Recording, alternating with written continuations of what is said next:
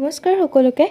আজিৰ এই ভিডিঅ'টিত মই কেকে হেণ্ডিক বিএ সেকেন্ড সেমিষ্টাৰৰ পলিটিকেল সায়েন্স যদিহে আপোনালোকৰ মেজৰ বা মাইনৰ সাবজেক্ট হিচাপে আছে তেনেহলে পলিটিকেলৰ যোনখন এসাইনমেন্ট কোৱেশ্চন পেপাৰ সেই কোৱেশ্চন পেপাৰখনৰ 2 নম্বৰ কোৱেশ্চনটো আছিল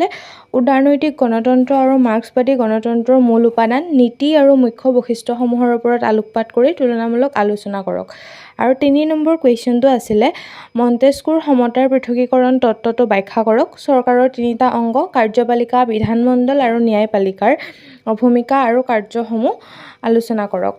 এই দুটা কোৱেশ্চনৰ এনসাৰ মই এই ভিডিঅ'টিত আপোনালোকৰ লগত শেয়াৰ কৰিছো আৰু ইয়াৰ বাকি থকা কোৱেশ্চন কেইটা মই অতি সোনকালে লৈ আহি আছো আপোনালোকে মোৰ ভিডিঅ'সমূহ চাই থাকিব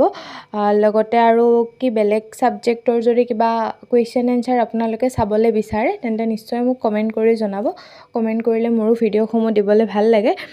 আৰু ভিডিঅ'টি যদি চাই ভাল পায় তেন্তে প্লিজ লাইক কৰিব লগতে আপোনালোকৰ বন্ধু বান্ধৱীৰ লগতো ভিডিঅ'সমূহ শেয়াৰ কৰি দিব আৰু যদি মোৰ চেনেললৈ নতুনকৈ আহিছে দেন প্লিজ চেনেলটো সাবস্ক্ৰাইব কৰি দিব লগতে আসামিজ যদিহে আপোনালোকৰ মেজৰ বা মাইনৰ সাবজেক্ট হিচাপে আছে তেনেহলে আসামিজৰো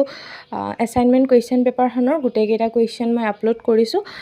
আপোনালোকে লাগিলে চাই ল'ব পাৰিব লগতে ভোকেশনাল কোৰ্সৰ ইন্ট্ৰোডাকচন টু যোগা সেই সাবজেক্টটো যদি আপোনালোকৰ আছে তেন্তে সেইখন এসাইনমেন্ট কোৱেশ্চন পেপাৰৰো গুটেইকেইটা কোৱেশ্চন আপলোড কৰা হৈ গৈছে